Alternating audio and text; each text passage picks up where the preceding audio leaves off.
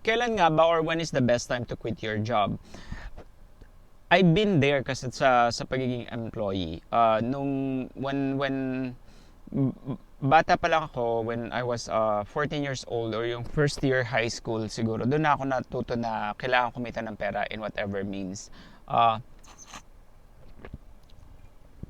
Bali, nag-apply ako sa McDonald's, nag-apply din ako sa Jollibee kasi sabi ko nga nung high school pwede ka na yata mag part-time job. And then, kasi ang ultimate goal ko is to really makakuha ng free na pagkain sa Jollibee or McDonald's. Kasi 'di ba, sa amin kasi we grew up in a poor family na hindi naman namin afford lahat ng mga pagkain sa labas. So, sabi ko nga if I could I would be able to spare yung pagkain ko like lunch or even dinner while doing part-time work sa Jollibee or McDonald's, that would be a great achievement. However, when I did apply for the job, actually I was with a friend of mine. I can say she's affluent. Meron naman silang kaya sa buhay. She's not really aiming to look for a job. And unfortunately, instead of me being hired, yung kaibigan ko yung na-hire without even going through all the process, 'di ba? But yun nga yung from that point forward, I started to realize that I need to think of something na hindi ako hahanap ng job but is still making sales. So that's the reason why I was introduced to network marketing. Hindi naman masama ang network marketing. It's actually, you need the most important factor in multi-level marketing or any type of this kind of business is wisdom. Yun yung kailangan mo. That is when if you're considering to quitting your job, you have to remember two things. Dapat you need to have financial plan. Dapat you need to know your finances, how much is your budget. And number two, yung wisdom. When we say wisdom, you need somebody that's experienced enough na magbibigay sa'yo ng mga footsteps or advice for you to become a business owner. When we say that, let's dissect one by one. Financial planning, number one, is very important kasi when it's not just where you're gonna quit your job and you're going to, if that's how risky you are that you will rely on debts or loans, it's a little risky. Lalo na if you never really tried any type of business before. So, dapat meron kang good financial planner or I mean, you're watching YouTube videos. When you say financial planning, that meron kang 6 months of emergency fund.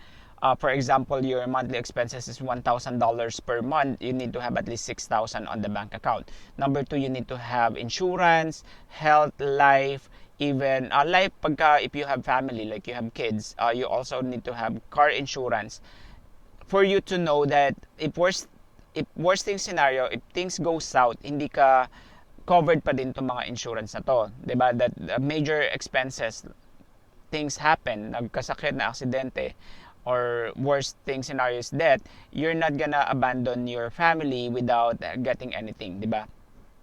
So those are number one, you have to consider yung financial planning, di ba? Now, another thing that you need to also think about financial planning is you have to make sure yung yearly income mo from your full-time job is also would be the same on your part-time job, which means to say if you're making $100,000 a year on your full-time job, that is your minimum amount of money that you need to make in able to quit the job, di ba? Kasi kung alam mo that you're already making that on your part-time business, whether you're selling, whether you have your own store, whether it's a service business that you're a nurse practitioner, that you're doing it part-time pero kinikita mo na yung full-time job mo, that's another indicator that you are good to go, 'di ba? Do not be enticed or do not be tempted to get overtime for a full-time kasi you need a lot of experience in running the business, 'di ba? Then number two that you need to consider about when you're quitting your job, that you need to consider is wisdom. Kailangan mo ng mentor. Okay, you need mentors that are not employees. You need mentors that are business owners, right? Kasi you're not gonna go naman to the clinic. If you wanna be a business owner, you're not gonna ask a full-time employee how to be a business owner. Vice versa, if I would like to be a good employee, I'm not gonna go to a business owner how to be good employee, di ba? Because they cannot give what they don't have. They never had the experience of failure in business. They never had experience of getting unsecure or uncomfortable about some business decisions of either loaning or either hiring people or either having bad reviews with the clients.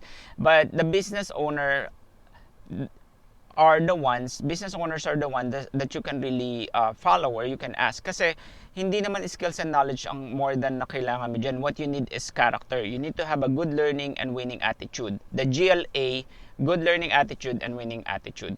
And that is, you can either find mentor here in the US. There is score.org that you could get mentorship from other business owners and other executives, but also your inner circle. Maybe you have friends that are business owners already, or maybe you have family members na nagbi-business na.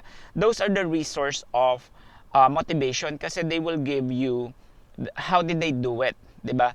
It's not one size fits all, but at least they will leave you. There's a common denominator with all these entrepreneurs. They are resilient. They are comfortable being uncomfortable with taking risk about the business. They are willing to really they're really willing to take calculated risk na to become a full-time business owner, that they don't rely with any employment. They don't rely for job interviews, because they believe that it's a universal law that when you do what other people are doing in the entrepreneurship, you will definitely get there.